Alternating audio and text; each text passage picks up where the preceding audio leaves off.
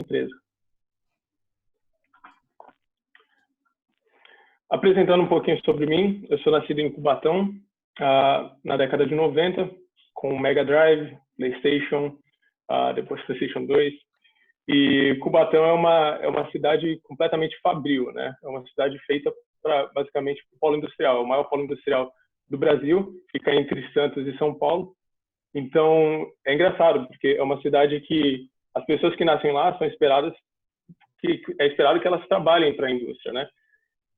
Tanto isso é verdade que, quando você se alista para o exército em Cubatão, você é automaticamente dispensado. Nem reservista você é. Porque é uma ideia, né, antiga de que as pessoas que estão lá vão servir a indústria e não vão servir a guerra, no caso de uma guerra. E eu gosto de pensar que, na minha adolescência, eu fui oferecido... Sou bastante fã de Matrix, tá? Fui oferecido uma pílula vermelha e uma pílula azul.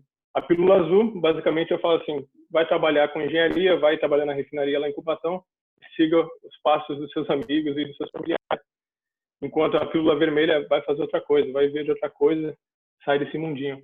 Foi basicamente o que eu fiz.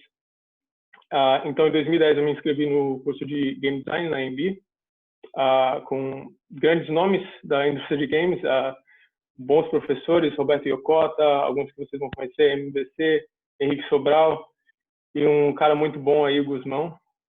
foram anos muito legais lá, que me serviram para me apresentar a esse mundo da profissionalização dos games, que até então no Brasil era realmente algo extremamente restrito, né?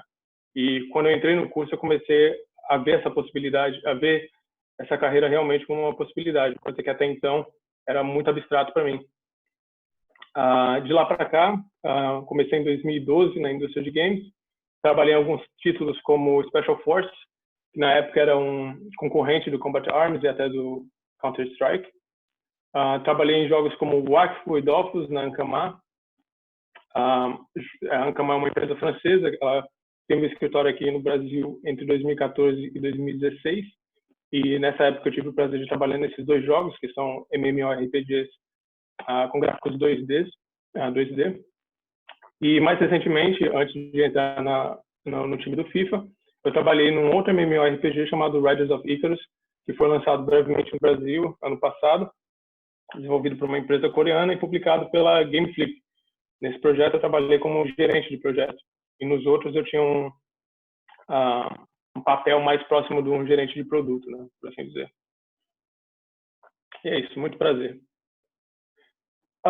Eu queria começar então distinguindo um pouco do que é um produto e o que é um Game as a Service, né? Algumas diferenças básicas, existem mais do que isso, mas algumas diferenças básicas passam por o fato de que o game como um produto, ele geralmente não tem DRM, o que significa que quando você pega esse produto físico, um encarte do jogo, você tem a liberdade para emprestar esse jogo, para revender esse jogo, porque ele é propriedade sua. E o que acontece com esse tipo de modelo de negócio é que a receita para a empresa ela é potencialmente menor. Porque quando você revende um jogo, essa revenda, a receita não é repassada para a empresa, obviamente. E quando você empresta o jogo, a pessoa experimenta aquele jogo sem precisar, né, dividir a receita do jogo e repassar um pouco da receita também para a empresa. Já com o Game as a Service, geralmente o jogo ele funciona como se fosse uma licença de software, né?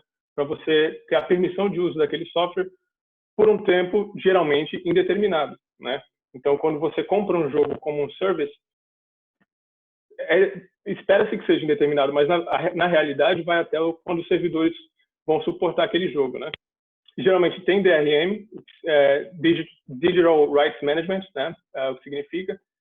E essas DRMs, elas restringem o acesso ao produto, né? Então, basicamente, só você vai ter acesso àquele produto. Geralmente, né? Não é sempre assim, mas geralmente é.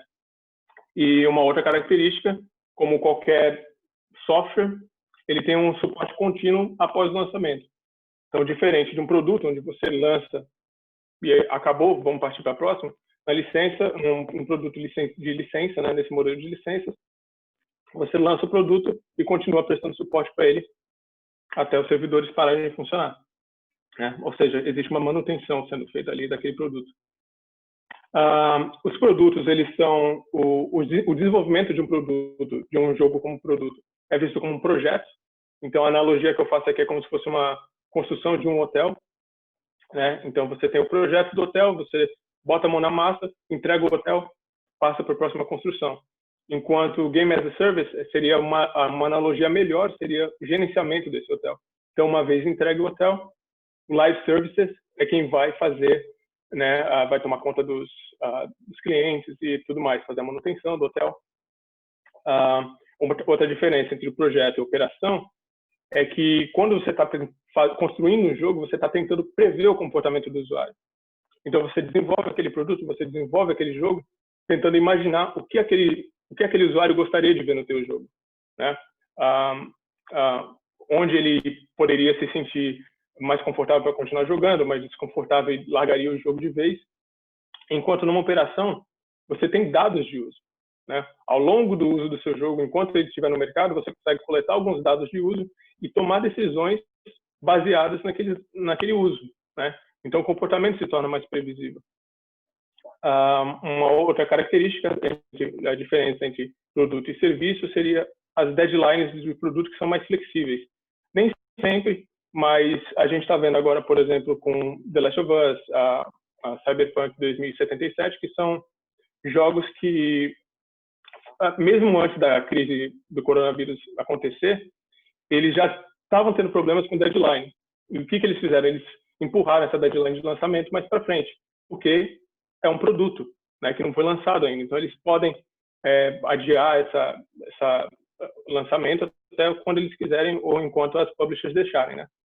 Enquanto numa operação, um jogo que já está no ar, essas deadlines são mais urgentes, são mais imediatas. Então, se você tem um bug para resolver, é melhor que você resolva logo, né? Se você tem um server fora do ar, é melhor que você resolva logo. Você não pode adiar nenhuma manutenção desse tipo, né? Então, é muito menos flexível nesse sentido. E o produto, geralmente, ele é orientado ao produto em si, justamente porque você ainda não tem... O cliente é muito abstrato, a ideia do cliente, né? Você desenvolve o jogo esperando que você atinja aquela demografia que você está mirando. Mas isso nem sempre acontece, né? Então, o projeto, ele necessariamente ele acaba sendo muito orientado ao produto em si, enquanto o serviço é o contrário. Quando o serviço está no ar, você toma suas decisões baseadas no consumo, né? E agora, no que diz respeito à receita, o que se espera em casos de sucesso de um serviço é que a receita aumente ao longo do tempo, né? Então, um exemplo, por exemplo, é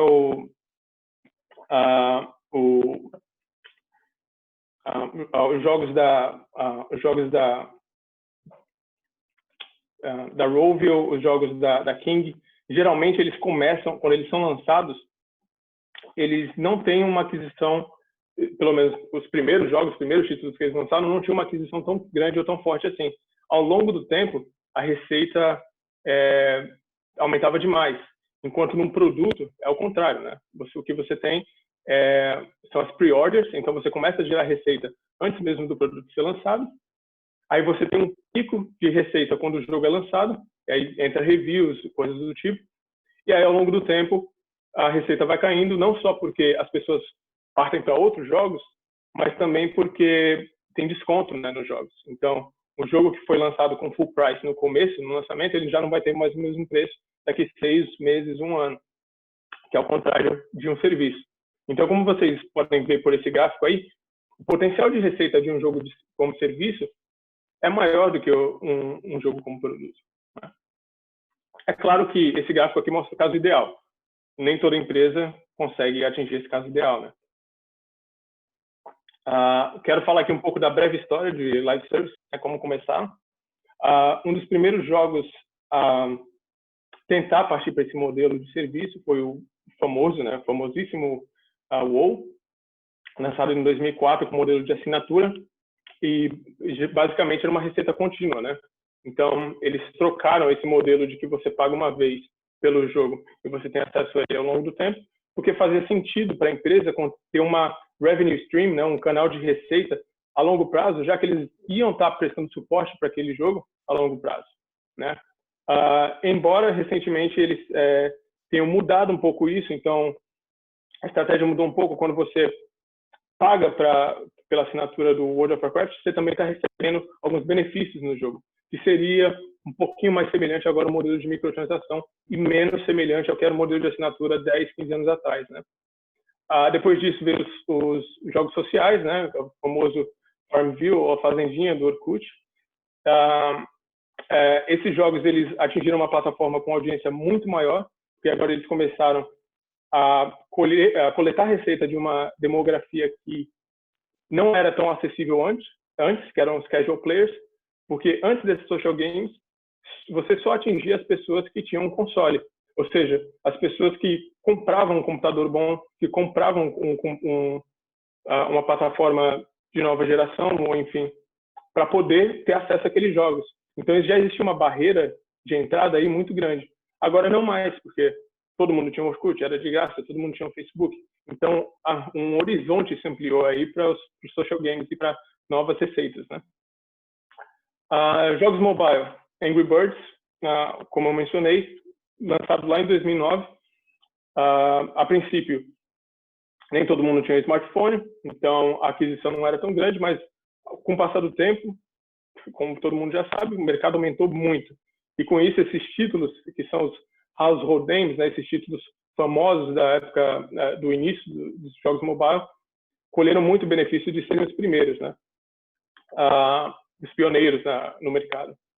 E, enfim, isso acabou gerando essa vontade do mercado, né, essa vontade política e financeira de orientar os novos produtos para virarem serviço, a partir do começo da década passada.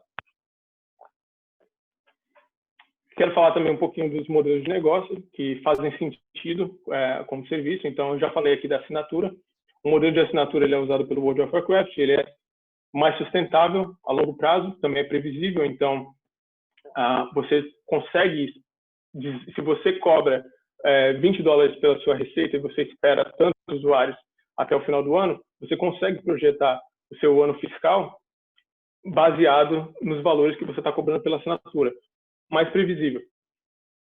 É de difícil aquisição, no sentido de, eu vou falar um pouquinho mais sobre aquisição e retenção mais para frente, mas basicamente é você fazer com que um usuário pague por um jogo que ele nem experimentou ainda, não é tão simples, né? Mas a retenção acaba sendo fácil, porque uma vez que ele pagou por aquele jogo, ele vai ter uma vontade maior de permanecer nele, né? Então, difícil de adquirir, um tanto fácil de reter. Depende de alguns fatores, mas no geral sim. Modelo free-to-play, um exemplo seria o Apex Legends, né? E tantos outros jogos Battle Royale que estão saindo agora. É um jogo de fácil aquisição, porque não tem barreira de entrada, é só você baixar o jogo. Difícil retenção, porque geralmente você tem vários jogos competindo pelo seu tempo, né? São vários jogos free-to-play ao mesmo tempo. Então, você experimenta você não gostou muito, você já parte para o próximo, não tem barreira de entrada. E difícil conversão também, porque se você já está oferecendo conteúdo para aquele jogador de graça, a vontade dele de pagar pelo conteúdo vai diminuir um pouco, né? Anúncios in-game, né? É um outro tipo de modelo de negócio que jogos mobile em geral usam muito.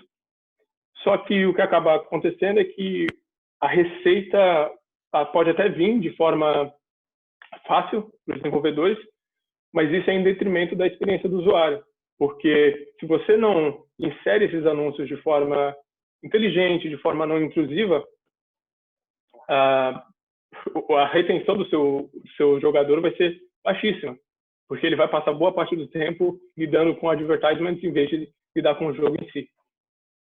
Microtransações, e aí vale ressaltar que existe um balanço fino entre o que é pay to win e o que não é, né?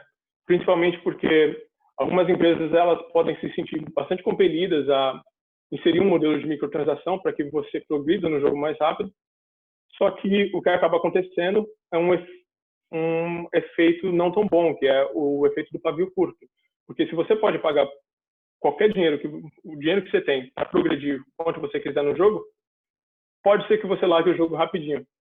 Então, você paga, progride no jogo, colhe todos os benefícios que aquele jogo pode te oferecer e parte para a próxima.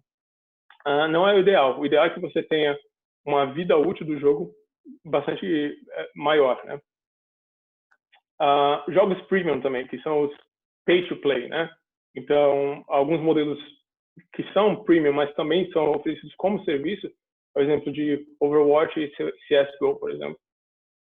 Counter-Strike, que você tem aquela barreira de entrada, você paga pelo produto, mas você também tem um serviço em sequência, né? Então, tem updates acontecendo toda hora, você tem uma loja dentro do jogo, enfim. E agora, uma vez que você escolheu o modelo de negócio, você tem algumas estratégias que você pode seguir para conseguir manter o usuário dentro do seu jogo. O primeiro nível, a primeira coisa que você tem que fazer é tentar fazer com que jogadores adquiram o seu jogo, né? Que eles façam download, ou qualquer coisa do tipo. Uma estratégia de aquisição bastante usada são períodos de trial, né? Então, você pode jogar esse jogo por tanto tempo, né, por um tempo limitado, ou level cap. Você pode jogar esse jogo até você chegar no nível 20, por exemplo. Passou do nível 20, você tem que pagar para continuar jogando, ou coisas do tipo. É bastante comum também das empresas, das desenvolvedoras oferecerem alguns pacotes de incentivo para você comprar, fazer alguma primeira compra no jogo e com a intenção de te manter no jogo, né? Geralmente a aquisição ela é feita pela equipe de marketing, né?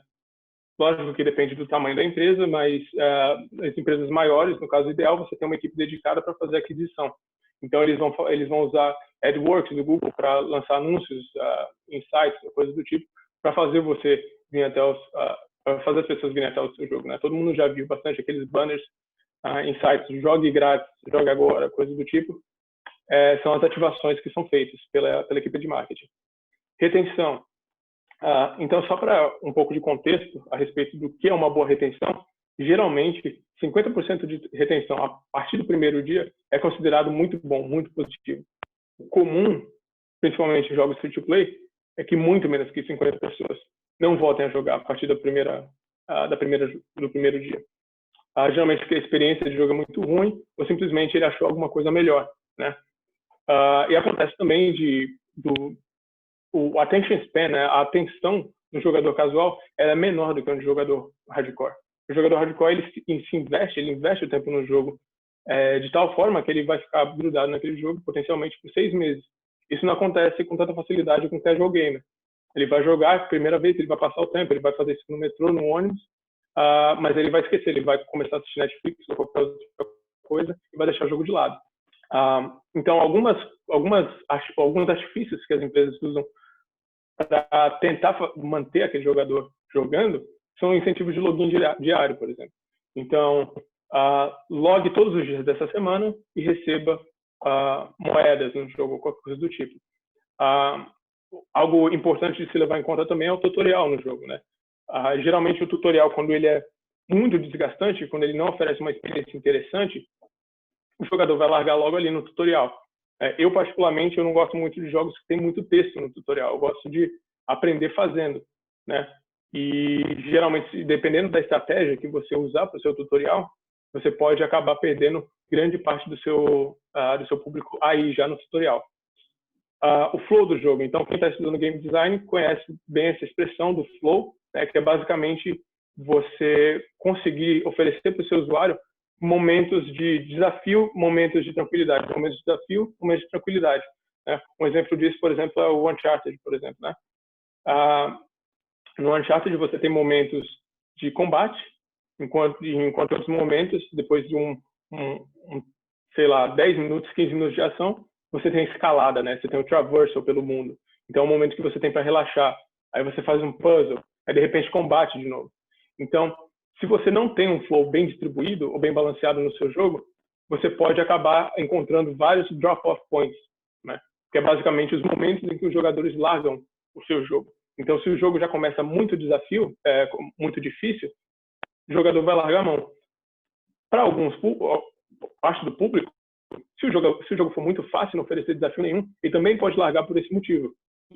Então, idealmente, você começa fácil, vai ter aquela curva de aprendizado, depois começa a oferecer mais desafio gradativamente. E geralmente esse é o trabalho do game design, tá? Do game designer. A conversão, que geralmente é função, uma atribuição do product manager, pode acontecer através de pacote de incentivo, como eu mencionei. Então, você tem um pacote a um preço bastante reduzido, vamos supor que um pacote de moedas normalmente custe $5, mas se você comprar a primeira vez, ele vai custar 50 cents, por exemplo. Então, esses incentivos são feitos para você comprar a primeira vez, porque estudos mostram que você comprou a primeira vez, você quebrou aquela barreira de compra no jogo online, você está muito mais suscetível a comprar de novo, né? Então, para um jogo free-to-play, é importante ter esse tipo de incentivo para a primeira compra. E aí também tem esse balanço do que é cash e o que é gold, né? Então, geralmente, cash são coisas que vão te ajudar a progredir no jogo, enquanto gold são as rewards que vão estar sendo oferecidos para você por progredir no jogo sem usar cash, né?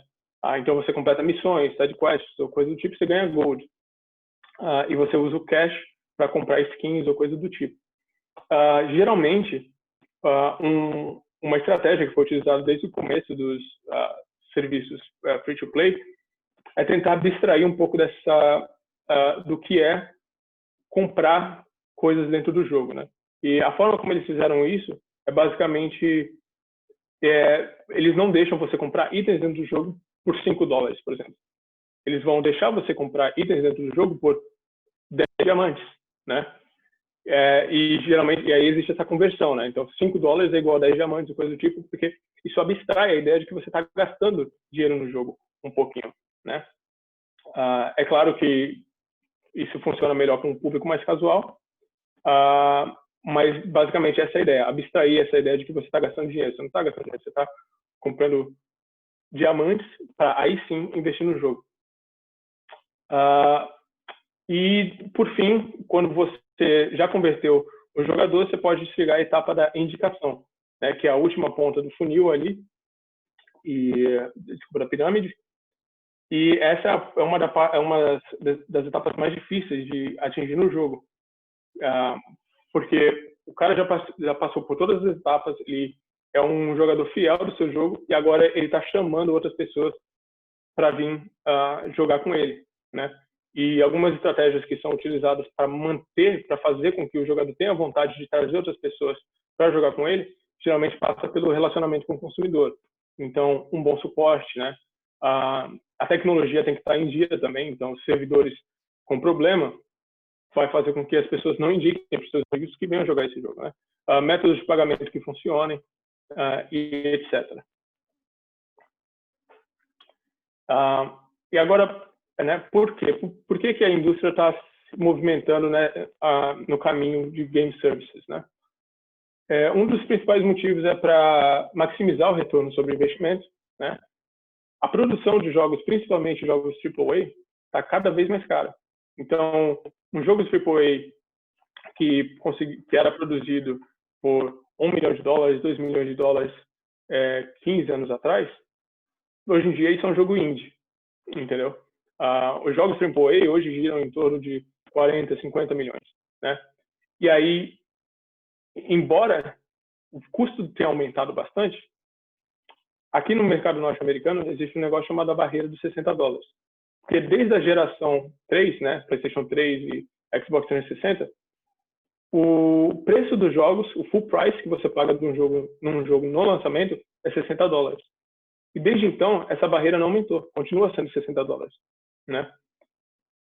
Se a barreira continua em $60, se os jogos continuam sendo lançados a $60, houve inflação, o dólar já não vale mais a mesma coisa.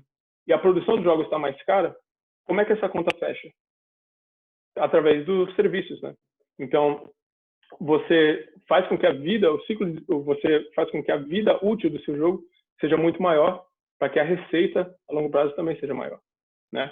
E é interessante essa questão da barreira dos $60, porque imagina só que você tem um jogo do tipo Assassin's Creed ou The Last of Us sendo lançado na mesma época, aí as publishers elas pensam, né? Pô, quem que vai ser o mais corajoso agora para quebrar essa barreira? Quem que vai lançar $65? porque aí, se você lançou Assassin's Creed a $65, você tem várias outras opções no mercado a $60, você pode acabar perdendo público aí, né? Porque estão competindo na data de lançamento. Então, ainda não deram esse pulo. Um outro motivo é o ciclo de desenvolvimento mais curto. Então, jogos AAA estão cada vez maiores, né? Porque vieram jogos como Skyrim, The Witcher, que ofereceram um escopo de jogo muito grande, e o que acaba acontecendo é que as outras, elas empurram o parâmetro, né? Empurram a barreira um pouco mais para cima, e todas as outras empresas têm que seguir isso. Então, um artifício que você pode utilizar para que você não tenha um ciclo de desenvolvimento infinito é você lançar parte do conteúdo agora e lançar DLCs no futuro. Rainbow Six Siege, por exemplo, lançou parte do jogo durante o lançamento, depois foi fragmentando conteúdo ao longo do tempo, né? Que é o mais comum hoje em dia. E também oferece longevidade. Então, é o caso do GTA V, por exemplo, que até hoje, né? Hoje, como GTA Online, já são, acredito que 6 anos, né? De 2013, e continua relevante, né? É um jogo que anteontem foi lançado na Epic Store e a Epic Store crashou, né? A Epic Store saiu do ar porque todo mundo queria o jogo online, queria o jogo de graça. Ainda se mantém muito relevante. E agora falando um pouco dos desafios dos live services, né? Um dos desafios mais comuns que existe desde o começo dos serviços, né, de Games as a Service é o Power Creep, né? O famoso Power Creep, que é basicamente o desbalanceamento entre conteúdo novo e conteúdo antigo. Por quê? Porque imagina o camarada começou a jogar o World of Warcraft em 2004, chega 2006, ele já fez tudo o que ele podia fazer. Ele já consumiu tudo que ele poderia consumir no jogo. Então, a Blizzard vai lá e oferece mais coisa para aquele jogador. Agora ele pode, o char dele pode ir para um nível maior. Antes era 80, level 80, agora é level 100, depois é level 150, 200. Só que, enquanto você está oferecendo coisa para esse público que joga e consome há muito tempo, você pode estar alienando os entrantes, os novos entrantes, né? Então, é um balanceamento fino muito difícil de ser feito entre conteúdo novo e conteúdo antigo, porque espera-se que o conteúdo novo não interfira ou não aliene o antigo, não torne o antigo obsoleto, e isso pode ser muito danoso para a longevidade do jogo, porque em dado momento, o cara que acabou de entrar no seu jogo ele não vai ter nem mais em condição de competir com quem já está jogando há muito tempo, né? E daí, o que a gente vai falar mais para frente, vieram alguns outros artifícios, algumas outras estratégias, como introduzir produtos cosméticos que não influenciam a competitividade do jogo, né? Um outro desafio é a percepção do público, porque a gente está muito acostumado a pagar por um produto uma vez só. Então, você compra o produto, paga por aquele produto, usa ele e acabou. Isso é o comum desde que a humanidade existe, né? Essa troca que acontece uma vez e acabou. Agora, o que tem acontecido com os jogos é essa questão de toda hora você estar oferecendo coisa para o jogador, né? Pague isso e ganhe isso, pague isso e ganhe isso.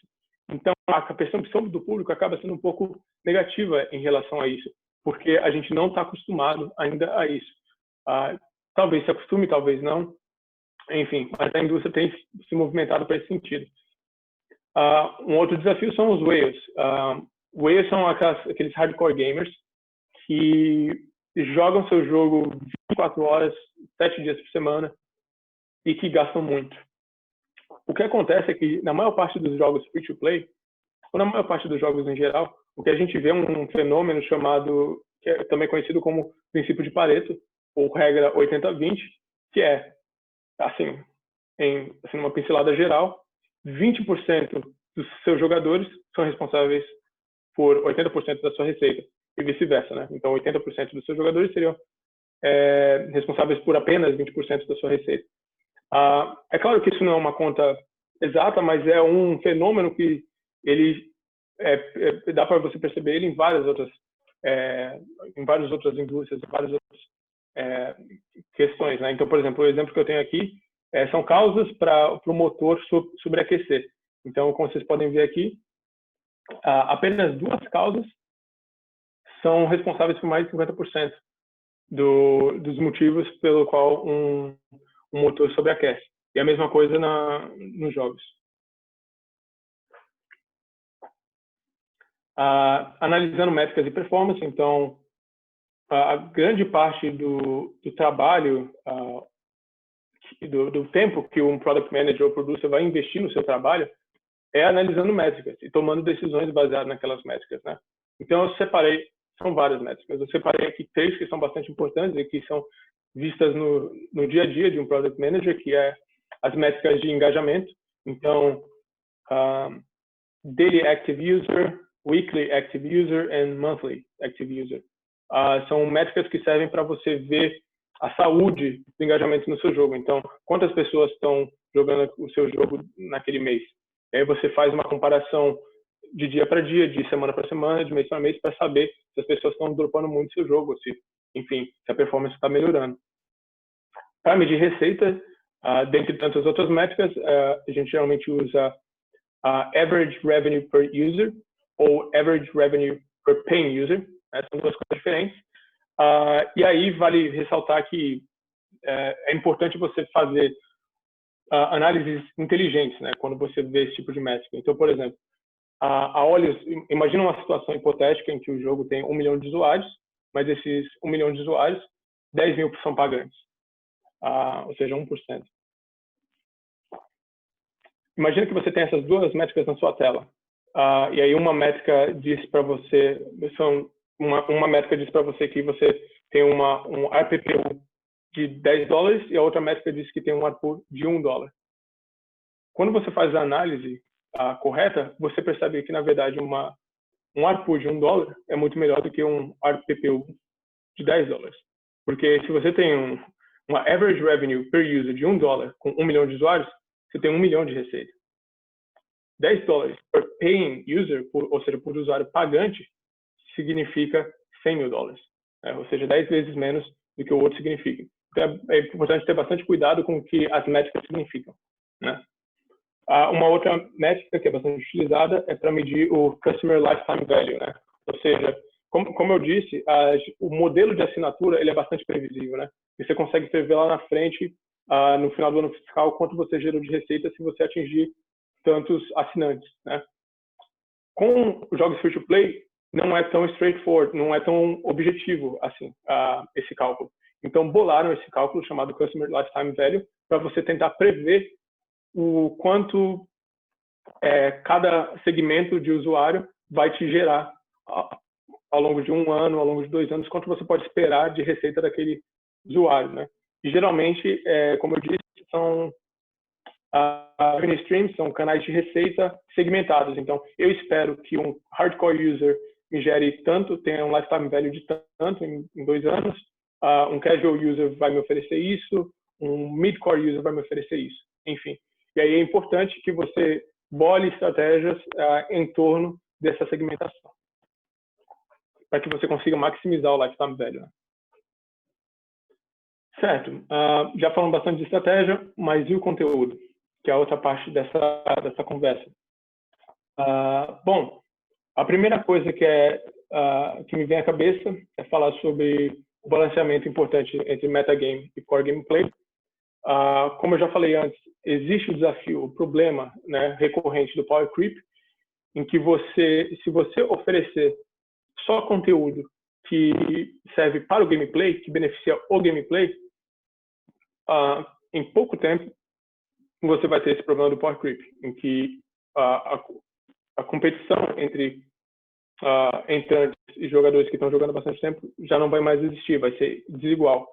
Então, o interessante, o que bastante empresas vêm fazendo hoje, é usar o metagame, ou seja, tudo que está fora do core gameplay. Então, por exemplo, no League of Legends, o que acontece dentro da arena é o core gameplay. As atitudes, as ações que você toma ali dentro da arena são o core gameplay.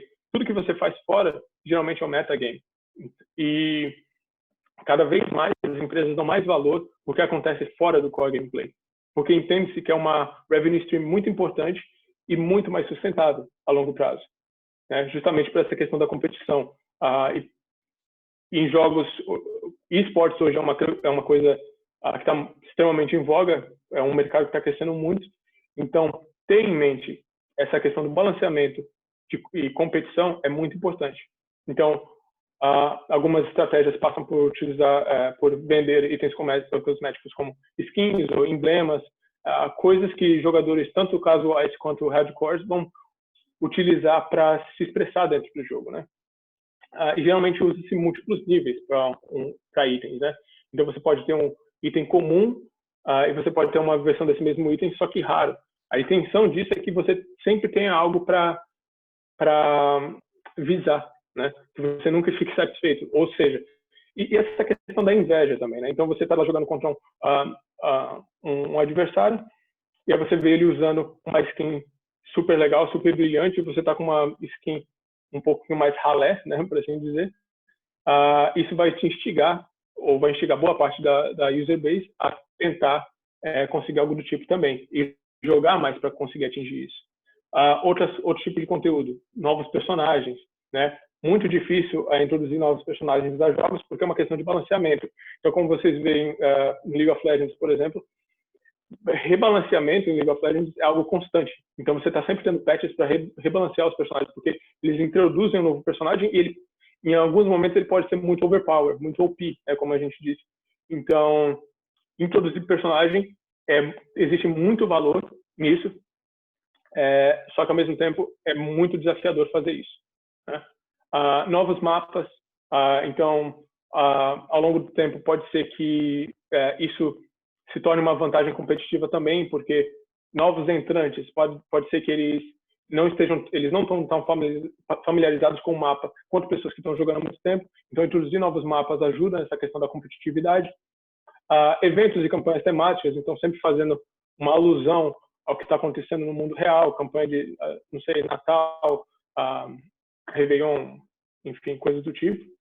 Multiplicadores de XP é algo bastante utilizado também. Então, você quer que as pessoas, jogadores geralmente jogam durante o final de semana, e aí você vê uma queda de usuários durante a semana, porque eles estão estudando, estão trabalhando. Então, uma tática bastante utilizada é geralmente oferecer multiplicadores de XP numa quarta-feira, por exemplo, para você ver o engajamento subir naquela quarta-feira e tentar manter uma curva um pouquinho mais flat, né? Outra estratégia, gacha, outro tipo de conteúdo, gachas ou caixas misteriosas, né?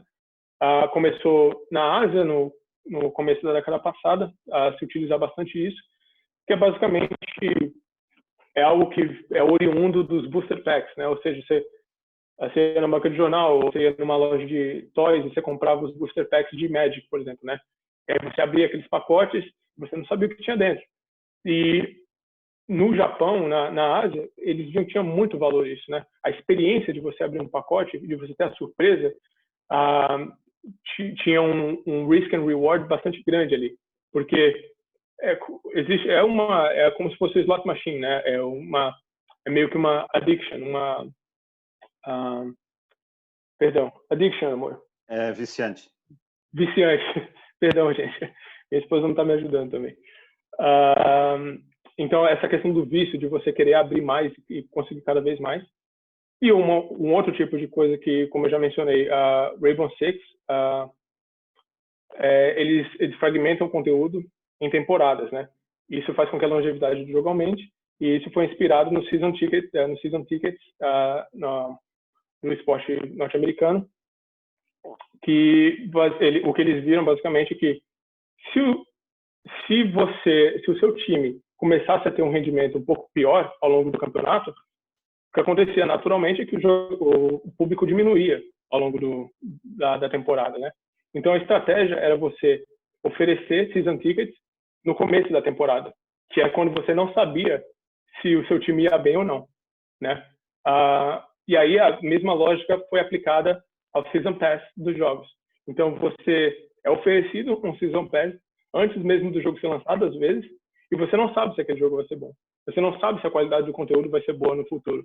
Mas se você pagar um preço reduzido, você está sendo oferecido um preço reduzido, né? Eles te garantem um preço reduzido para você correr esse risco de que talvez não seja tão bom, mas se for, você pagou um preço reduzido.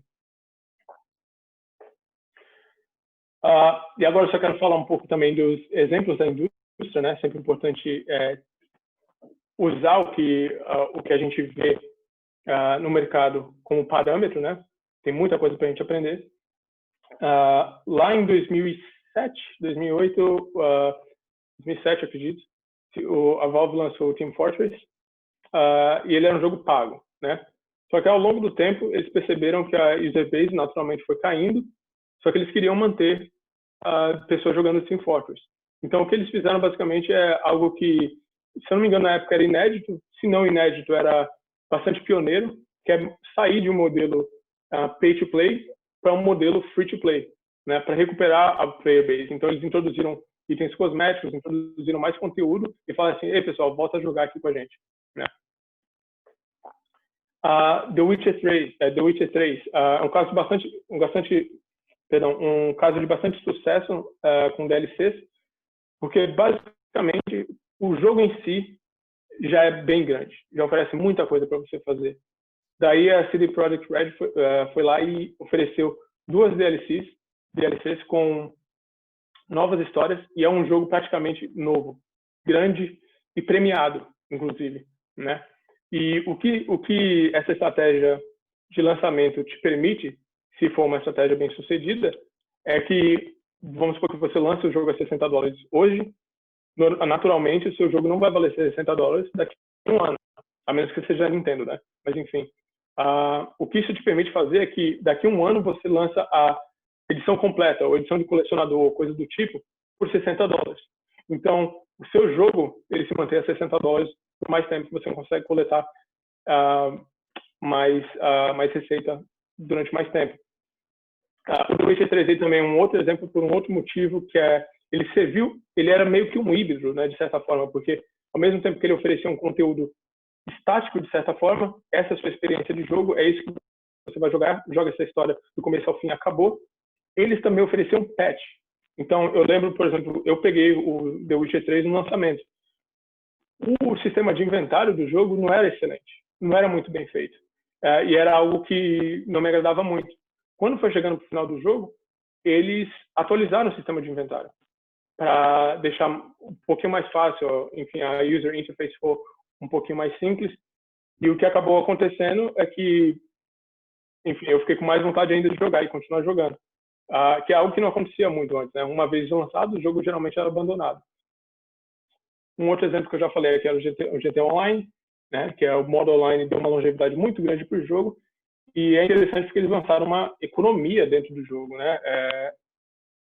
Como se fosse a vida real. Então você pode ter um cartão de crédito, né? Então você compra o cartão de crédito com dinheiro real e isso se transforma em dinheiro dentro do jogo. E é claro que tem uma conversão bem grande, porque eu não sei exatamente qual é a conversão, mas é lógico que é bastante interessante para o jogador. Vamos supor que ele pague $35, ele recebe 3.500.000 dentro do jogo e ele consegue comprar uma Lamborghini dentro do jogo, né? Não seria nem um pouco interessante se com $100 você só tivesse $100 dentro do jogo, né? Você só consegue comprar um salgado dentro do jogo. Enfim, então é um modelo bastante interessante, bastante inteligente também.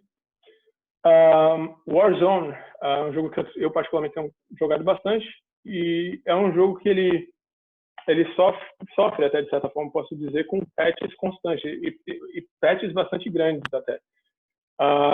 Mas é isso, eles estão querendo sempre renovar a experiência do usuário e também oferecendo jogos diferentes, modos de jogos diferentes. E é aquilo que eu falei sobre você ter dados de uso do usuário, né? Essa é a diferença entre um jogo lançado como produto e um jogo lançado como serviço. Porque o que eles fazem? Eles analisam esses dados de uso, eles lançam modos de jogo diferentes ao longo das semanas, veem qual é a aquisição daquele modo de jogo, veem o que apetece mais ao user base e vão fazendo essas experimentações e refinando o jogo ao longo do tempo, né? Basicamente isso. Diablo 3. Diablo 3, quando ele foi lançado, 2012, 2011, ele teve um probleminha com a Auction House, que a princípio parecia uma boa ideia. Basicamente, você consegue drops bastante valiosos dentro do jogo jogando, né, através de engajamento. Ou seja, você investe tempo no jogo, você recebe as recompensas, e você pode pegar aquelas recompensas e vender numa Auction House, pelo preço que você quiser, por dinheiro real. E aí a Blizzard ficava com uma parcela da receita para ela. Tinha uma taxa, né? o que acabou acontecendo é que a experiência do usuário não foi tão boa, justamente por causa daquela questão de que do pavio curto, né? Porque agora o usuário ele conseguia progredir no jogo, ele conseguia loots bastante importantes, bastante valiosos, só com dinheiro, sem ter que jogar, sem ter que investir tempo no jogo. Isso não era saudável. Então, eventualmente, eles desligaram a Auction House e, enfim, aí você consegue ter uma experiência muito mais saudável dentro do jogo. E o Fallout 76, né? O Fallout 76 ele é um caso um tanto de fracasso, pelo menos durante o lançamento, justamente pelo sentido oposto de alguns outros jogos, que é justamente a falta de conteúdo, né? Então, você entrava no jogo junto com seus amigos e o que você encontrava era um mundo vasto, muito grande, mas vazio, né? Sem NPC, sem propósito de ser, entendeu? Então, eles não pegaram os aprendizados de um World of Warcraft, por exemplo, que te oferece PVP, te oferece PVE praticamente com a mesma qualidade, né? E quantidade de conteúdo. E o que acabou acontecendo é que uma franquia tão amada como é Fallout acabou ficando com uma mancha, né? E o futuro, né? Para onde a gente está indo? Deixa eu ver se eu posso pegar aqui só um momentinho. Eu acredito particularmente que o futuro é esse aqui, Google Stadia. Teve um lançamento um pouco conturbado, né? Principalmente por conta do modelo de negócios, mas eu acho que não há como negar que cloud gaming e streaming é o futuro da indústria, né? Principalmente pela conveniência que ele oferece. Geralmente, o problema que você vê com a crítica que existe contra esses serviços, que é o mais comum, é que você tem que pagar pela assinatura, você tem que pagar pelo acesso. No caso aqui no Canadá, você paga $12 por mês, por exemplo. E além de pagar pela assinatura, como você faz para Netflix ou Amazon, você ainda tem que comprar o jogo. Isso não é algo que acontece na Steam, por exemplo, né? Na Steam você tem um acesso gratuito à plataforma e aí você pode comprar os jogos que você quiser. Então, o modelo de negócio ainda precisa ser acertado. Então, eu, por exemplo, estou numa posição ideal aqui, eu consigo me divertir bastante, inclusive com o Stadia, tendo a conexão de internet ideal e tudo mais. Eu já consigo ver, né? Eu estou numa posição que eu consigo ver que a tecnologia vai estar numa posição daqui 6 meses ou 1 ano muito boa para que esse seja o novo normal, entendeu? Então, geralmente, as pessoas que não têm a experiência ideal, elas vão olhar com maus olhos. Elas vão falar assim, não tem como isso dar certo. Como foi com a Netflix no começo, né? Eu não tenho uma internet muito boa. Como é que você vai me oferecer conteúdo? Eventualmente, esse tipo de coisa é o que empurra a indústria da tecnologia, né? Então, muitos dizem que a Google queimou a largada, né, com o Stadia, mas eu digo que bom que queimou, né? Porque isso vai empurrar a indústria para que a Vivo ou a Telefônica ou a Speed melhorem seus serviços, né? Para que você consiga ter acesso a esses produtos, como fez a Netflix, né? Então, por exemplo, aqui na América do Norte é bastante comum que você tenha limite de dados por mês, né? Então, você só pode baixar 1 tera por mês e tudo mais. Com o Stadia, isso não era mais plausível, né? Você não conseguiria jogar Stadia e ter limite de dados. Então, isso fez com que as empresas começassem a ver novos modelos para que elas te oferecessem pacotes de dados ilimitados, como é no Brasil, por exemplo, né? E um outro modelo para o futuro é o cross-platform, que a gente já está vendo, inclusive, com o Warzone, que você já não tem mais aquela barreira de que meu amigo joga ali, eu jogo aqui e a gente não consegue mais. Às vezes isso pode afetar a decisão de compra, né? Então, eu jogo FIFA aqui no PlayStation 4, o meu amigo, ele queria jogar FIFA comigo também, só que ele tem um Xbox, então ele nunca vai comprar o FIFA porque ele não vai poder jogar comigo. Então, no futuro, quando a gente for para o cross-platform, isso vai alterar a decisão de compra também dos jogadores, né? E ampliar ainda mais o mercado. E, por fim, eu só queria falar também de como você pode chegar a essas profissões, né?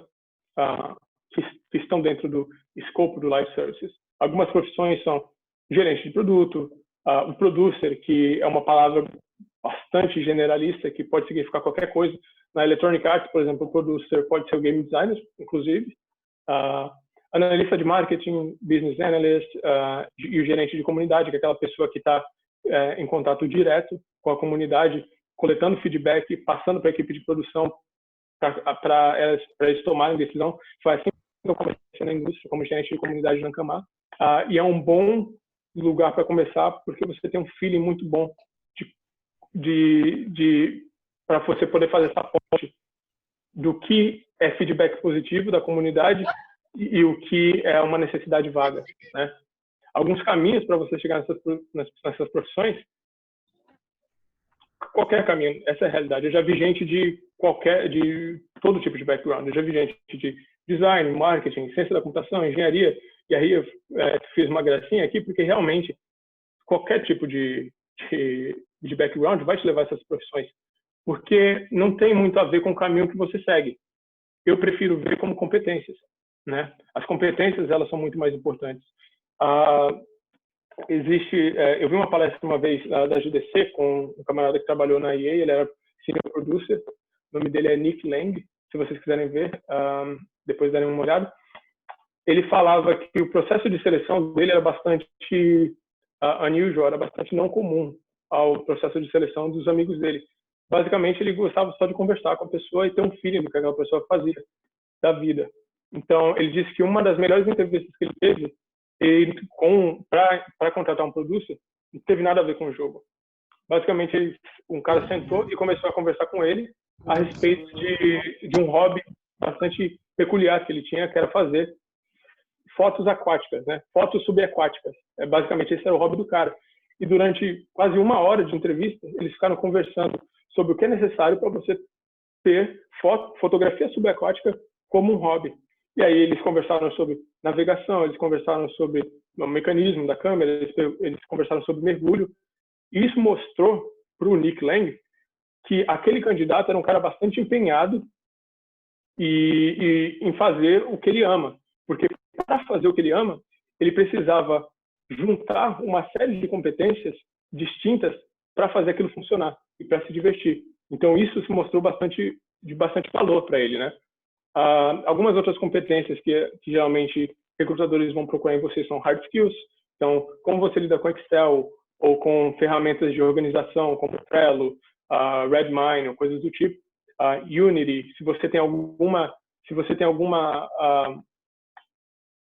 experiência qualquer com data modeling, né, modelo de dados. Então, se você consegue fazer um SQL, por exemplo, você consegue fazer uma query em banco de dados e coisas do tipo, pode ser interessante para a posição.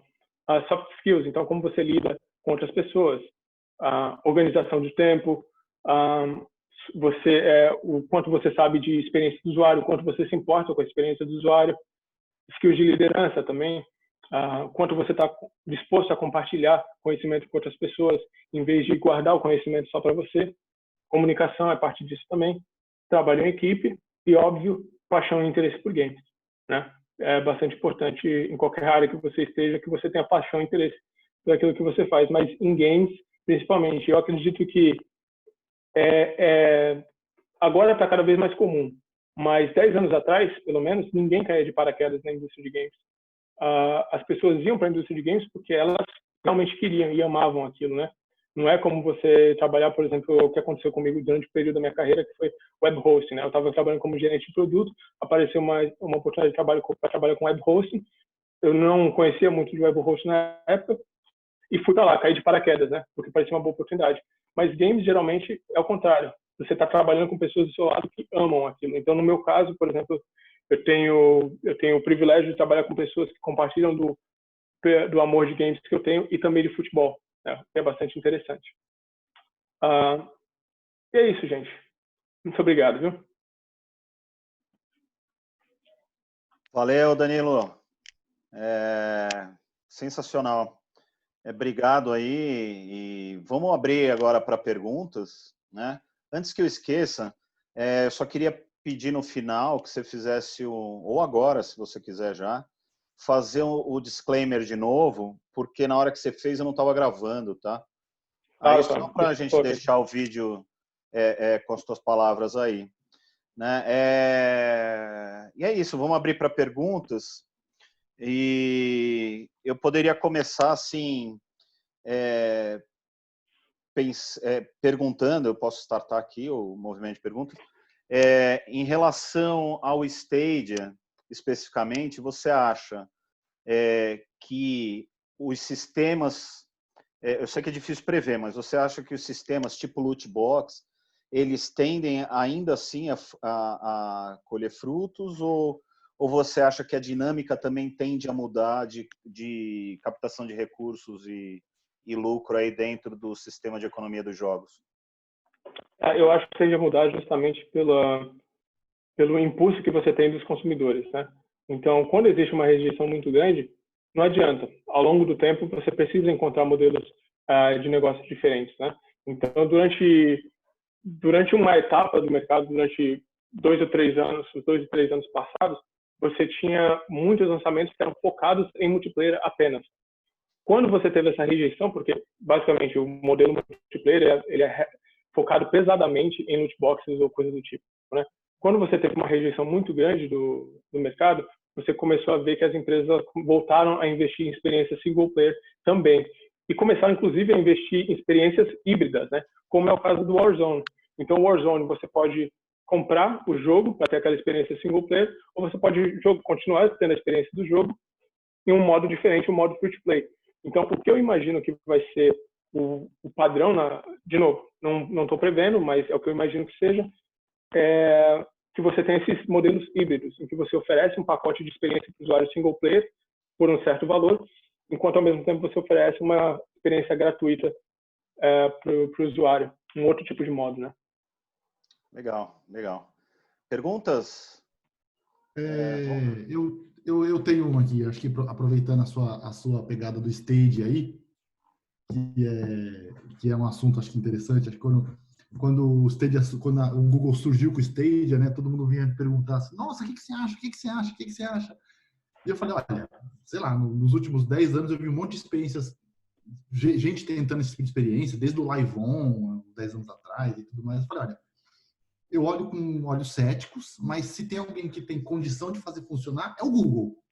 Né? Uhum. Se tem alguém com condição de fazer funcionar, é o Google. Porém, a gente vê que tipo, lançou e deu aquela esfriada. Você me falou, talvez eles tenham queimado a largada. Eu também penso por aí como você está pensando.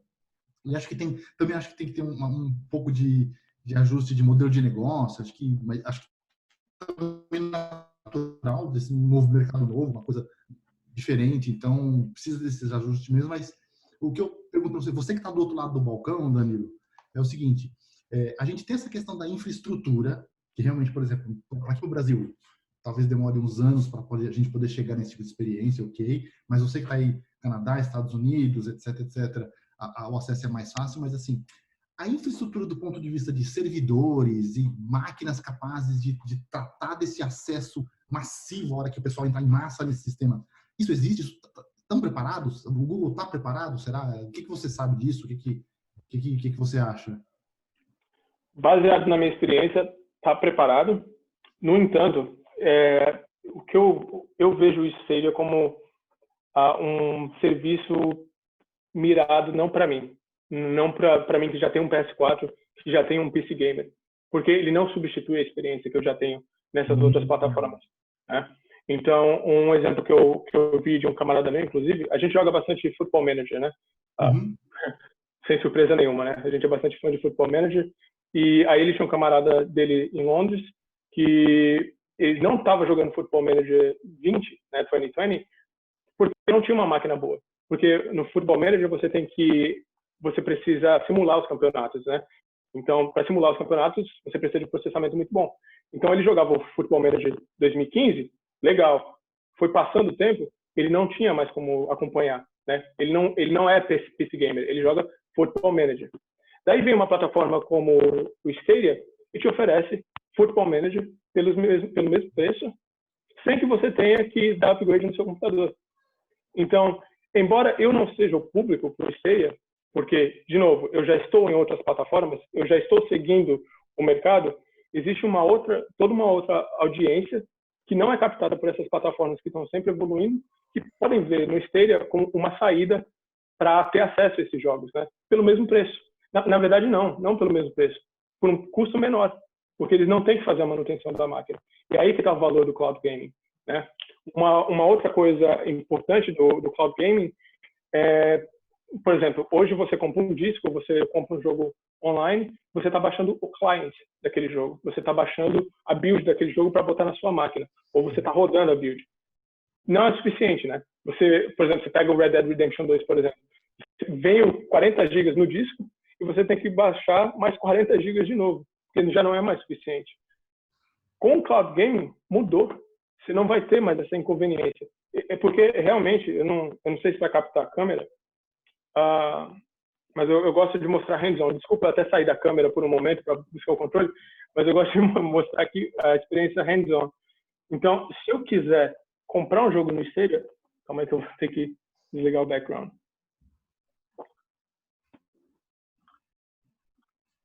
Pronto. Se eu quiser comprar um jogo no Stadia, eu venho aqui, aperto para comprar, claim, entro ali no meu Chromecast, estou jogando. Acabou, entendeu? É uma conveniência muito grande. Pensa num jogador casual, por exemplo, entendeu? Todo o processo de instalar jogo não vai existir mais. É simples como um toque, entendeu? Então, eu acho que o valor está nesse mercado se você acertar o modelo de negócio. Agora, existe uma conta que pode ser feita e um argumento que pode ser dito, que eu já fiz essa conta, de que sai mais barato a longo prazo você pagar a assinatura do Stadia e comprar jogos do que você assinar a PSN e comprar jogos. Porque se você quiser jogar online no PlayStation 4, você tem que pagar a PSN, você não tem como fugir disso, não é verdade? E você paga quanto? Você paga, aqui, eu não sei, aqui eu acho que é $90 por ano, né? Você paga $90 por ano ao longo de 7 anos, que é a vida útil do console, mais os jogos, mais os releases a cada mês ou a cada 2 meses que você compra. No Stadia, você paga $12, né, canadenses aqui no caso, por mês, e você ainda tem que pagar pelo jogo, né, pela DRM do jogo, para ter acesso ao jogo. Sai elas por elas, se você fizer as contas, né? Porque a longo prazo, o console você provavelmente vai querer trocar, né? Eu troquei o meu pelo PS4 Pro, né? Eu peguei um PS4 e troquei pelo PS4 Pro. Então já foi mais custo aí para mim. Nem deu 7 anos de vida o meu PS4 antes de eu querer trocar ele. Enquanto o Stadia, se bem mantido, vai ter uma vida longa muito maior, né? Porque não é você que está fazendo a manutenção. Certo. Isso, na verdade, você acabou meio que respondendo a minha outra pergunta, que era justamente essa. Você acha, então, que o Stadia, tipo, o lugar dele não é ser algo generalista, super generalista, mas ele tem um caminhozinho dentro da ecologia do consumidor já definido ali. A vocação dele não é ser generalista, então, tipo assim, vai chegar para acabar com todo mundo. É isso que você acha, então? Nesse momento, eu acho que o Stadia, enquanto serviço, ele está servindo para esse público, embora não tenha sido bem comunicado. Isso é uma sacada minha e dos meus amigos, né? Conversando, a gente chegou a essa conclusão. Eu acredito que a comunicação do Stadia não foi perfeita, porque o Stadia não deveria se comunicar para mim. Eu acabei comprando porque eu queria experimentar, né? Eu sou bastante curioso, estava bastante curioso para saber. Mas eu não sou o público do Stadia, porque se eu jogo Warzone no computador com FPS a 1.000.000, o Stadia não vai me oferecer isso, né? Então eu não sou o público no momento, mas a tecnologia, eventualmente, se bem mantida e desenvolver certinho, né, ela pode vir a substituir o atual modelo de negócio, sim, eu acredito. E, na verdade, eu acho que vai, inclusive, porque é mais conveniente. Foi o que aconteceu com a Netflix, né? Acho que é natural. É verdade. Entendi. Era essa a minha dúvida. Obrigado, Danilo. Lembrando que Mafia 3 eu acho que demorou 40 horas para instalar aqui no PS4. Isso é inadmissível. E valeu a pena? Não, porque ataque melee stealth durante 6 meses não dá muito certo. Pois é. Mas beleza, temos perguntas aqui. O Matheus gostaria de saber há quanto tempo ele trabalha na EA, se ele poderia comentar um pouquinho de como foi esse processo para entrar lá e de ir para a América do Norte, e como é a rotina, essas coisas todas aí. Legal. Então, eu vim para Vancouver em abril de 2018, ou seja, já 2 anos e um mês aí. Basicamente porque, como eu comentei aqui rapidamente, eu estava trabalhando com web hosting durante um período da minha carreira, que foi um momento que eu saí de games durante um ano e meio, e eu não estava nem um pouco feliz trabalhando com web hosting, justamente porque a minha paixão estava com games, né? Eu fiz a minha faculdade para trabalhar com games. E aí, durante as férias, eu tirei férias, eu fui para o Chile com a minha esposa e tal, aí eu fiquei pensando muito, tipo, o que eu vou fazer quando eu voltar das minhas férias? O que eu fiz? Pedi demissão. Eu pedi demissão e comecei a traçar um plano para vir para o Canadá e trabalhar com FIFA, porque eu sabia que eu tinha as skills e eu tinha a paixão também pelo FIFA. Eu tinha bastante conhecimento, jogo FIFA, mas eu jogo Pro Evolution Soccer desde 2000, entendeu? Winning Eleven, enfim, eu já tinha um conhecimento de mercado há bastante tempo. E aí eu corri esse risco de vir para cá. Eu estava trabalhando remoto para uma empresa chamada GameFlip dos Estados Unidos, estava trabalhando já do Brasil, e mudei para Vancouver, continuei trabalhando para essa empresa.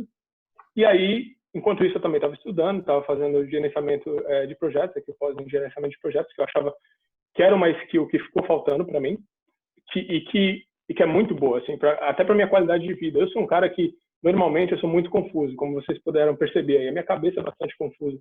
Se eu não tivesse skills de gerenciamento de projetos, inclusive para minha vida pessoal, eu acho que eu ia ter uma qualidade de vida muito ruim. Então, eu persegui isso. E quando eu terminei, eu apliquei para uma vaga na EA.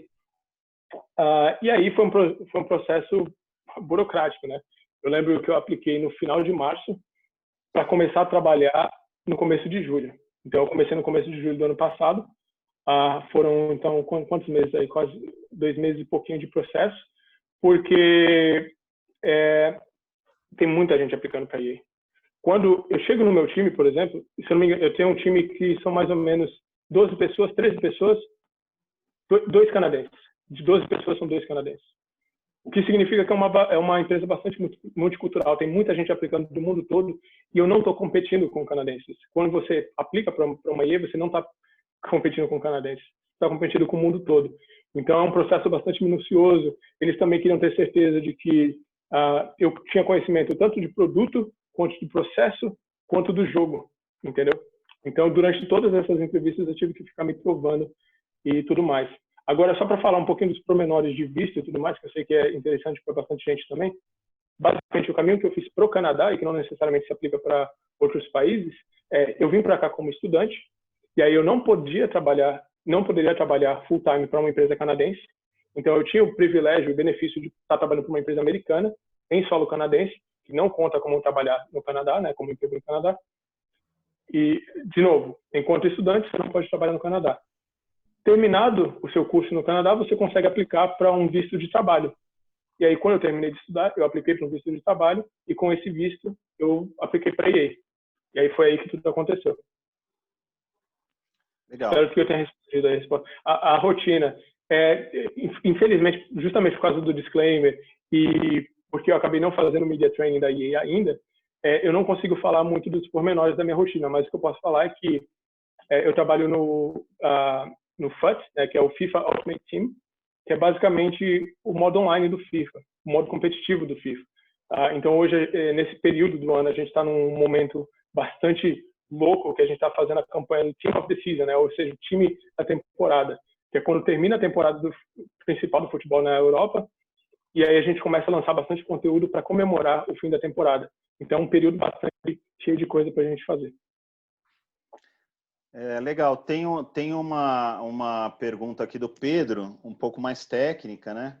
Se aquele live demo da Unreal 5 que a gente ficou de boca aberta e maravilhado com os 3 bilhões de polígonos rodando em real time, se é realmente tudo isso, né? O que você acha aí que, em termos de tecnologia, vamos talvez abrir um pouquinho mais, em termos de tecnologia, talvez o que até posso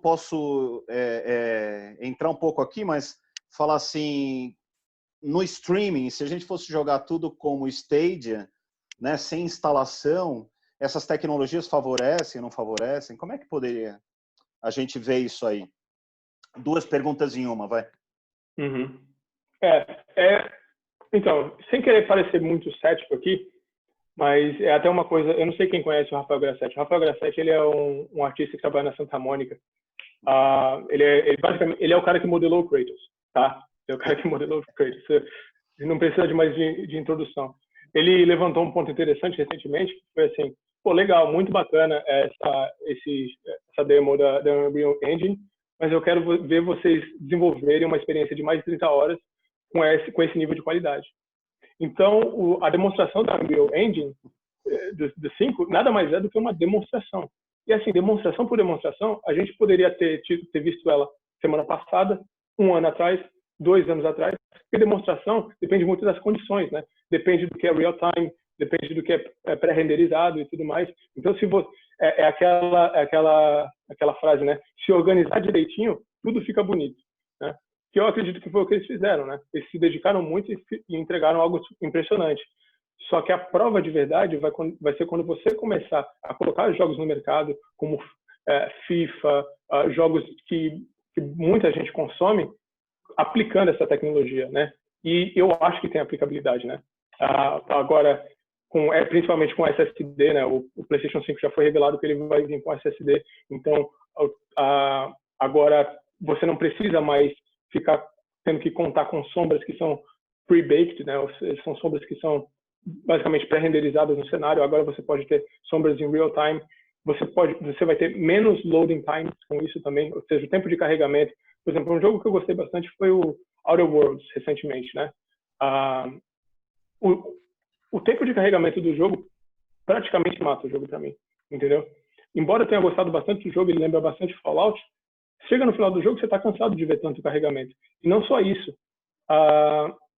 Os jogos, até hoje, eles eram desenvolvidos, o level design era desenvolvido de tal forma que contasse ou levasse em conta o tempo de carregamento. Então, às vezes, para você ir de uma parte do cenário para outra, você ia por uma escada, você ia por um túnel, ou você ia pelo meio de uma montanha, porque nesse caminho, entre uma parte do cenário e outra, você estava fazendo o carregamento da outra parte do cenário, né? Como se você estivesse indo de uma fase para outra. Isso vai ampliar com SSD e com as novas tecnologias, você vai ampliar até o seu nível de criatividade, porque você não vai estar mais limitado pelo tempo de carregamento. Então, eu acho que o novo avanço da próxima geração não vai ser as coisas que a gente pode ver tão facilmente, como sombra, luz e tudo mais. Até porque, às vezes, para você ver um nível de detalhe tão alto assim, você tem que prestar muita atenção, tá? Não é tão óbvio assim. E quanto mais a gente avança nessa questão de potência gráfica, qualidade gráfica, menos perceptível é a curva. Então, eu acho que o valor das novas tecnologias vão estar nas coisas que a gente não consegue perceber tão bem, mas que os desenvolvedores já estão vendo. Então, por exemplo, você, como eu disse, você poder planejar um jogo sem tempo de carregamento é algo fantástico, assim, que vai realmente mudar essa geração. Show de bola.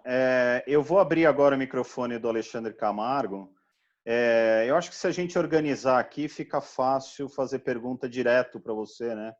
Então, eu vou dar um unmute para ele aqui. Quem tiver pergunta e queira fazer pelo microfone, manda um salve aqui para mim no chat, eu para o Felipe, e estamos aí. Vai lá, Alexandre. Deixa eu ver. Aí. Boa tarde, vocês estão me ouvindo? Sim. Boa tarde, pessoal. Sou aluno, estou no 3º semestre aí da AMB Morumbi. Tive o prazer de estar lá com o Alan no 1º semestre e o Guzmão ainda não tive ainda. Eu não sei como tá, não sei se ele tá na AMB, não sei, você comentou, nunca tive aula com ele ainda. Mas a minha pergunta são duas. A primeira é mais sobre negócio mesmo. Queria aprender de vocês três também. Vocês acham que o modelo de negócio do Apple Arcade é um bom modelo? Pensando que ele é um pouco diferente do Stadia, né? Você paga e você pode baixar os jogos que estão lá e jogar. Quem começa? Manda pau, Daniel. Eu acho que é um modelo bastante interessante e democrático, principalmente para os desenvolvedores, né? Porque você é pago por quanto seu jogo é utilizado, né? Então, geralmente, o que acontecia na App Store, por exemplo, no Google Play, existe essa canibalização feita até pelos icons da App Store, que se você não tiver um ícone que se sobressai em relação aos outros jogos, seu jogo nem é disponibilizado, né? Desculpa, seu jogo nem é acessado, nem é baixado. Então, eu acho que o Apple Arcade ele vai permitir que você tenha uma democratização maior, que os jogos que são realmente jogados, não que são baixados ou que você pague por eles, vão receber uma receita, entendeu? Então, se você oferecer algo de conteúdo para o jogador, não tem nada a ver com o ícone, não tem nada a ver com estratégia de mercado. Você não vai ter que pensar em loot box, você vai ter que pensar em oferecer uma experiência de usuário boa para o jogador e acabou. Você vai ser recompensado por isso, coisa que atualmente não existe, o que é uma pena, né? Então, eu acho que esse é um modelo que vai ser benéfico não só para os desenvolvedores, como também para os jogadores.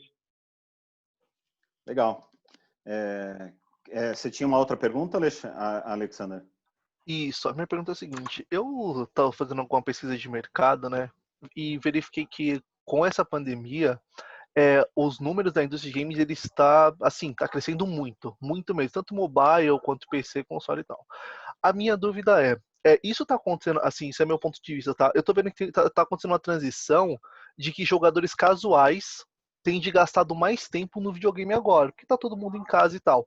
A minha dúvida não sei o que vocês acham, tá? Isso é uma projeção. Vocês acham que esse pessoal que jogava, sei lá, só no celular, que era uma coisa muito casual, e agora tá virando o pessoal que tá jogando mais, isso pode aumentar a nossa indústria? Pensando numa pós-pandemia, assim, passou as coisas melhoraram, o pessoal que era só um jogador casual pode vir comprar, sei lá, não tinha mais, agora vai ter um PS4, vai comprar um PC Gamer, vai começar a investir mais em games? Vou pegar essa daí, aí depois se vocês quiserem adicionar pontos também, Uhum. que é excelente, é um insight excelente sobre o momento da indústria, porque é assim, né? É difícil você falar que essa pandemia é uma oportunidade, mas assim, toda crise gera uma oportunidade. Essa é a realidade do mercado, entendeu? E essa crise está gerando essa oportunidade de você explorar realmente esse público, esses novos entrantes. Então, por exemplo,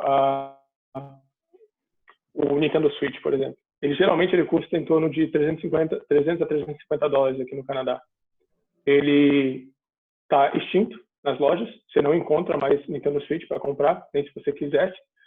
E as pessoas que estão vendendo por 500 dólares, 550 dólares. Então, isso mostra que a realidade do mercado... E assim, o Nintendo Switch ele já tem essa pegada um pouquinho mais casual, né?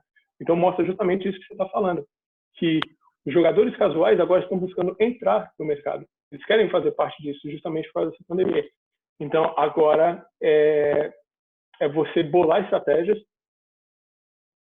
Eu não posso entrar em detalhes, mas a ideia é que realmente as empresas se mobilizem para bolar estratégias para tentar manter essa galera, para reter essa galera que vai permanecer depois, ou não, depois da pandemia, né?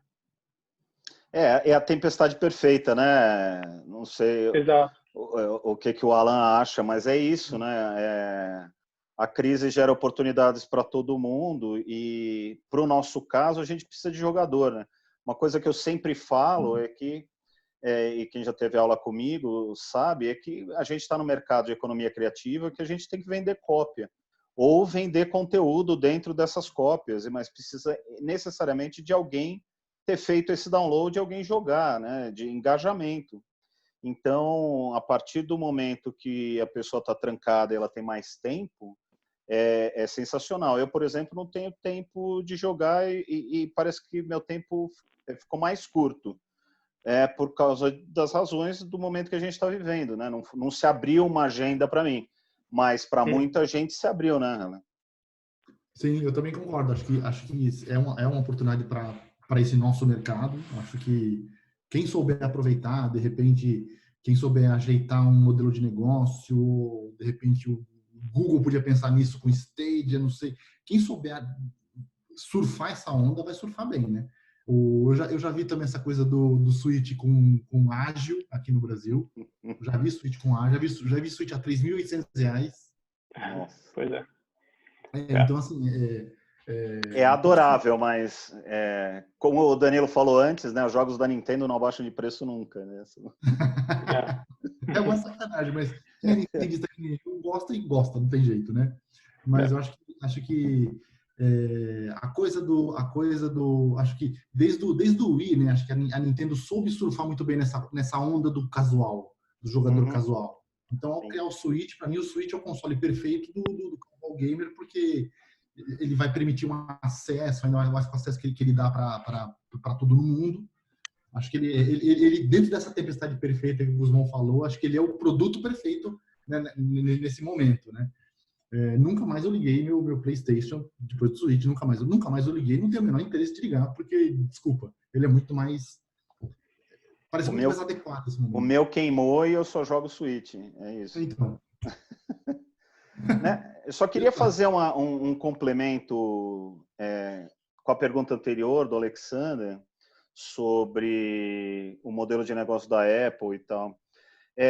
O modelo mobile, como o Danilo falou, é canibal, assim, né? Era um modelo ruim para todo mundo no final das contas. Então, às vezes, a pessoa que tem mais potencial financeiro de fazer marketing ou de desenvolver o produto, ou fazer atualizações diárias, por exemplo, que é um negócio que a gente não imagina no Brasil, justamente porque não tem recurso para fazer, né? Eu criar um personagem por dia, implementar um personagem, uma quest por dia num jogo, é uma coisa que a gente não imagina. E aí depende disso, a gente depende de estabelecer ou de estar num terreno onde o nosso negócio possa frutificar, e às vezes o terreno do mobile era muito, muito hostil, né? A ponto de muita gente só fazer jogo no Brasil, por exemplo, PC Premium, né? Então acaba optando, vou fazer um jogo para PC porque daí eu não vou fazer para mobile, né? E se você tem um modelo mais conveniente em mobile para desenvolver o teu modelo de negócio, é sensacional, né?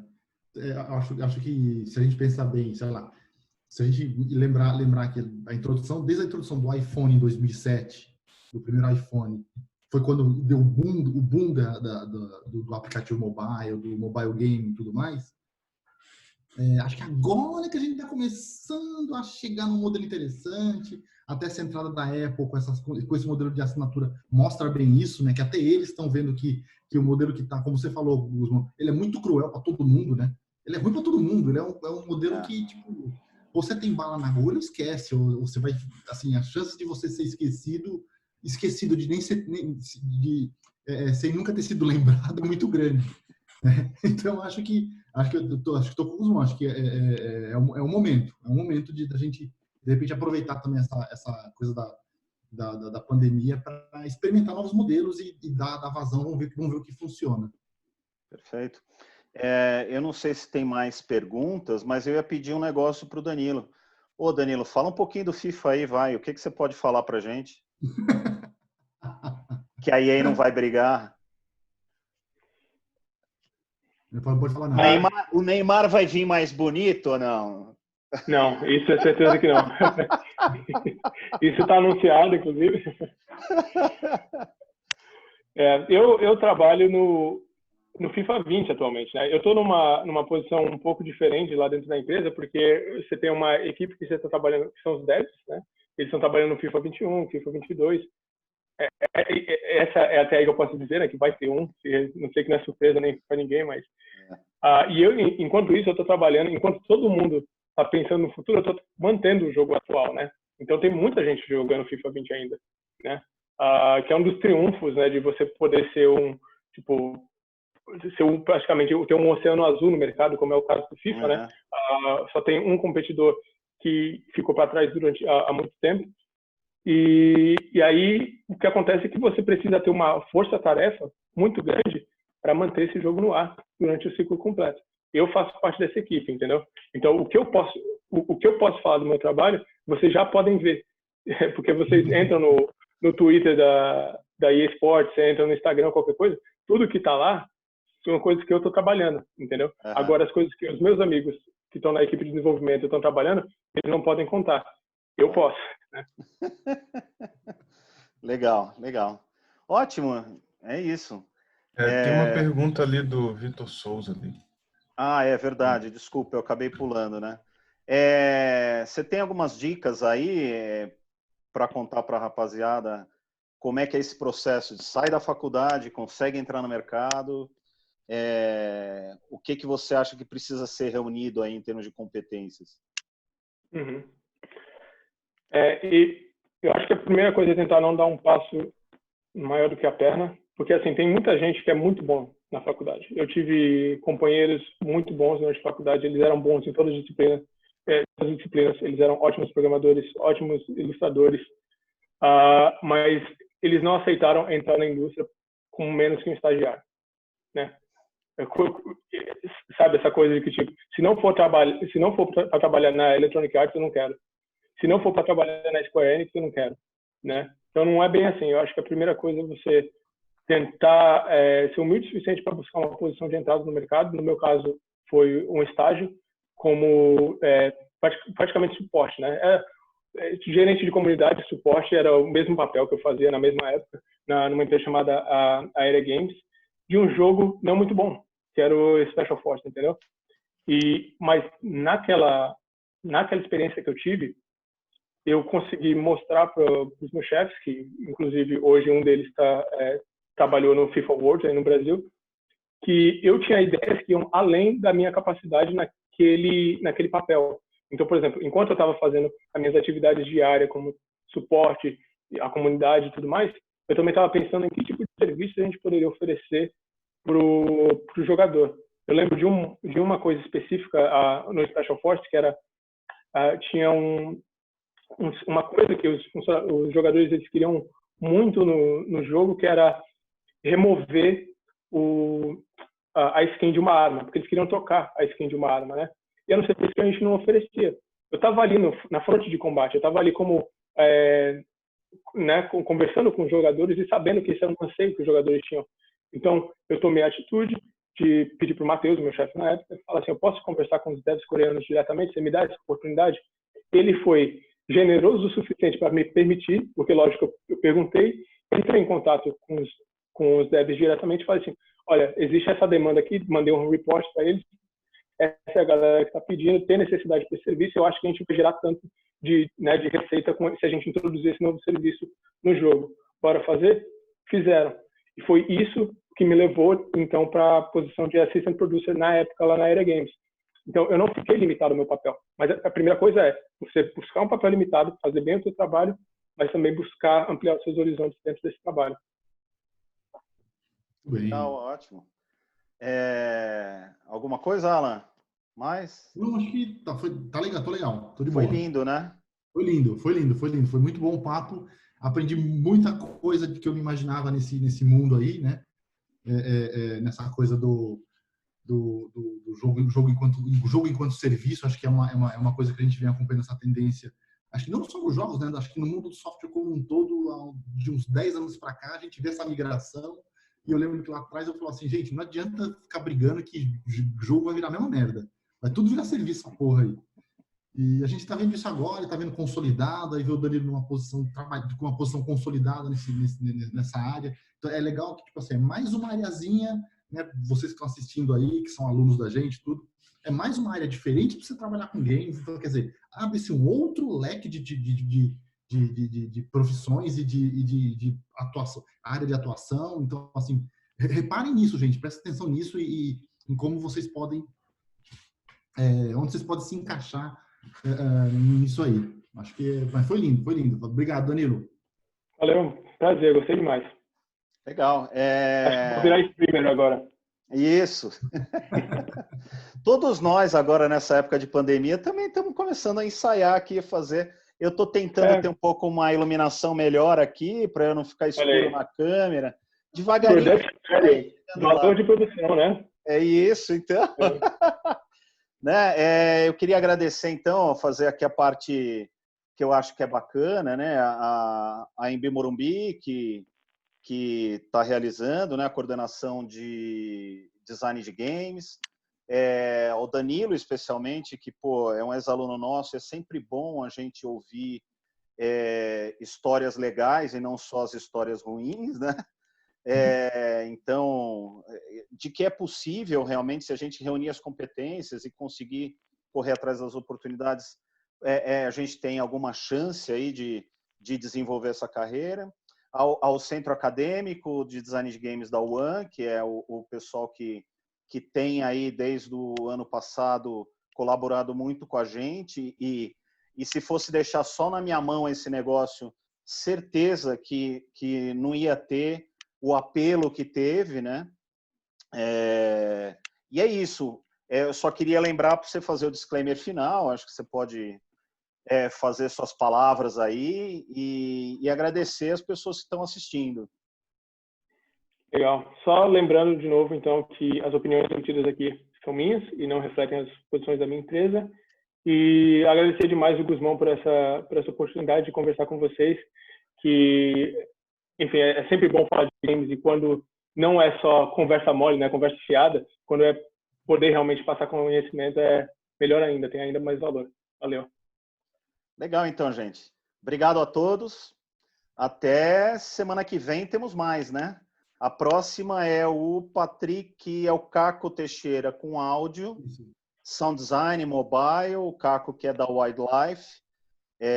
Não foi ex-aluno nosso, é meu, mas é ex-aluno da EMB e é brother meu, porque estudamos juntos na EMB Morumbi. Temos o Patrick também, que é da Riot em Los Angeles, que vai estar falando sobre QA. E eu acho que é isso, se não me falha a memória. Tá bom? E temos na sexta que vem, no dia 22 à noite, a gente tem a mesa que dá a temática do evento, que é o Boss Rush, né, que a gente vai falar sobre a saúde do game designer no mercado de trabalho, né? Tipo, desde aquela greve da Riot, a gente teve acho que uma consciência de que o problema de assédio, de pressão, etc., chegou no game designer e está presente. Então a gente vai ter uma roda de conversa muito legal, em que a gente vai ter a Mayara Fortin da Webcore, o MF da Rev Studio, a Tainá Félix da Game Art, o Bruno Poli da Game River e a Isa da Flux, né? Eu vou mediar essa mesa aí, essa bagunça. Só fera. Aí. Só fera, assim, o papo é para gerar polêmica mesmo. Vamos bater nessa tecla, vamos falar de saúde, porque a gente vê muita gente aí sofrendo aí, né? Espero que o Danilo esteja numa condição legal aí na IE quanto a esse aspecto de saúde de trabalho. E vamos falar sobre isso sexta-feira que vem à noite, às 7 horas, no dia 22 às 7 horas. Eu vou soltar o material já, eu só esperando só confirmação de uma ou outra pessoa da mesa, mas é isso aí. Ô, Guzmão. Oi. Você fez um comentário que vai ter mais algumas coisas, assim como o Alan também. Eu queria saber se vocês têm em algum lugar, não sei, a informação de tudo que vai rolar, todos os eventos e tal.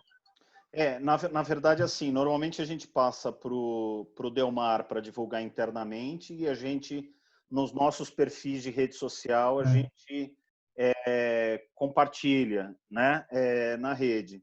Mas, tanto da Nívia quanto do Danilo, particularmente fui eu, e aí é uma questão minha, eu esqueci de pedir para o Delmar divulgar internamente. Então, a gente vai tomar mais cuidado nisso essa semana. E a programação restante do Game for All, então, também será divulgado por e-mail. Tá bom, beleza. Procura na página do Dr. Videogame, lá no Facebook do Dr. Videogame, ou no meu Facebook. Ou no Facebook do Cadega também, né? No Instagram e no Facebook do Cadega também. Isso, e no grupo do WhatsApp também. Aí, ó. Beleza. Valeu, pessoal. Legal, então, gente. Muito obrigado por estar num sábado com a gente. E Danilo, sem palavras, brother. Grande abraço para você aí. Prazer. Bom te ver de novo, hein, Guzmão? Bom te ver. Um abraço. Tchau, tchau. Tchau.